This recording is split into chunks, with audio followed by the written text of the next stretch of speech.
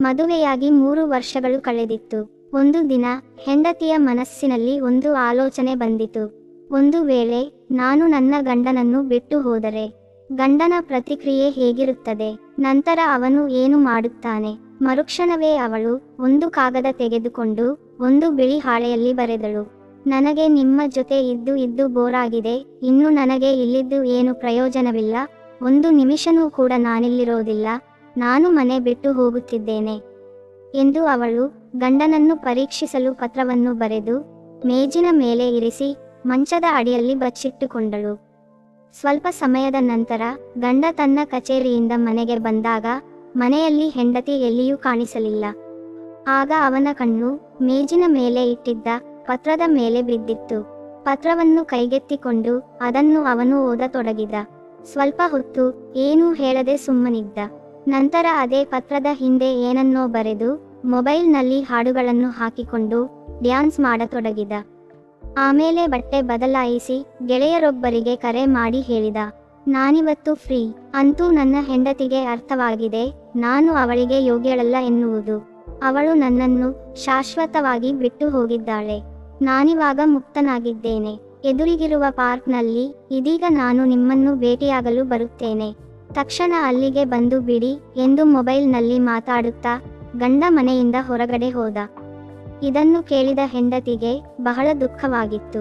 ಅವಳು ತನ್ನ 2 ಕಣ್ಣುಗಳಲ್ಲಿ ಕಣ್ಣೀರು ಸುರಿಸುತ್ತಾ ಮಂಚದ ಅಡಿಗಡೆಯಿಂದ ಹೊರಗೆ ಬಂದಳು. ಅವಳ 2 ಕೈಗಳು ನಡುಗುತ್ತಿದ್ದವು. ನಡುಗುವ ಕೈಗಳಿಂದ ಅವಳು ಮೇಜಿನ ಮೇಲೆ ಇಟ್ಟಿದ್ದ ಪತ್ರವನ್ನು ಎತ್ತಿಕೊಂಡು ತನ್ನ ಗಂಡ ಅದರಲ್ಲಿ ಏನು ಬರೆದಿದ್ದಾನೆ ಎನ್ನುವುದನ್ನು ಆತುರಾತುರವಾಗಿ ಓದಿದಳು. ಏ ಹುಚ್ಚಿ, ನಿನಗೆ ಸರಿಯಾಗಿ ಬಚ್ಚಿಟ್ಟುಕೊಳ್ಳಲು ಗೊತ್ತಿಲ್ಲ. ಮಂಚದ ಕೆಳಗಿನಿಂದ ನಿನ್ನ ಕಾಲುಗಳು ಕಾಣಿಸುತ್ತಿದ್ದವು. ನೀನು ಬೇಗನೆ ಬಿಸಿ ಬಿಸಿ ಟೀ ಮಾಡು. ನಾನು ಎದುರಿನ ಅಂಗಡಿಯಿಂದ ಬಿಸ್ಕೆಟ್ ತರುತ್ತೇನೆ.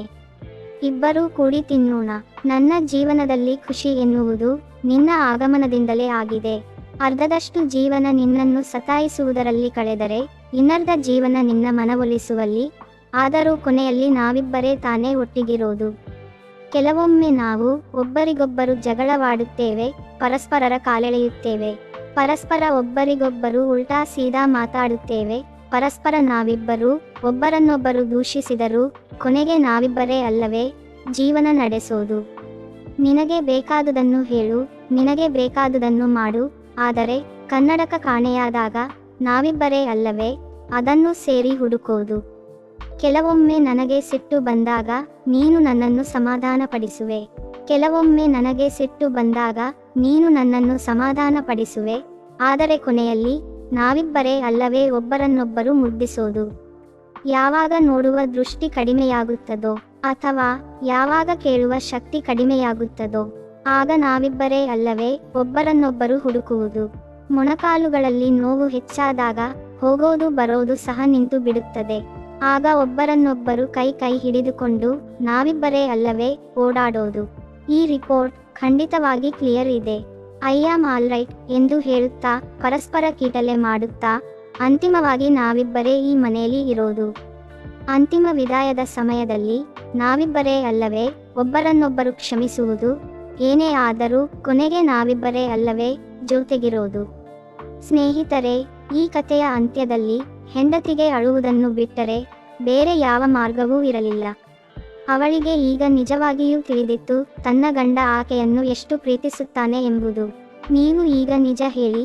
ಈ ಸ್ಟೋರಿ ಕೇಳುತ್ತಾ ನಿಮ್ಮ ಕಣ್ಣಲ್ಲೂ ಸಹ ನೀರು ಬಂದಿದೆ ಅಲ್ಲವೇ? ಸ್ನೇಹಿತರೆ, ನೀವು ನಮ್ಮ ಕಥೆಯನ್ನು ಇಷ್ಟಪಟ್ಟಿದ್ದೀರಿ ಎಂದು ನಾನು ಭಾವಿಸುತ್ತೇನೆ. ನೀವು ಈ ಕಥೆಯನ್ನು ಇಷ್ಟಪಟ್ಟಿದ್ದರೆ ವಿಡಿಯೋವನ್ನು ಲೈಕ್ ಮಾಡಿ, ಚಾನಲ್ಗೆ ಹೊಸಬರಾಗಿದ್ದರೆ ಸಬ್ಸ್ಕ್ರೈಬ್ ಮಾಡಿ, ನೋಟಿಫಿಕೇಷನ್ಗಾಗಿ ಬೆಲ್ ಅನ್ನು ಒತ್ತಿರಿ. ಇದರಿಂದ ನೀವು ನಮ್ಮ ವಿಡಿಯೋವನ್ನು ಎಲ್ಲರಿಗಿಂತಲೂ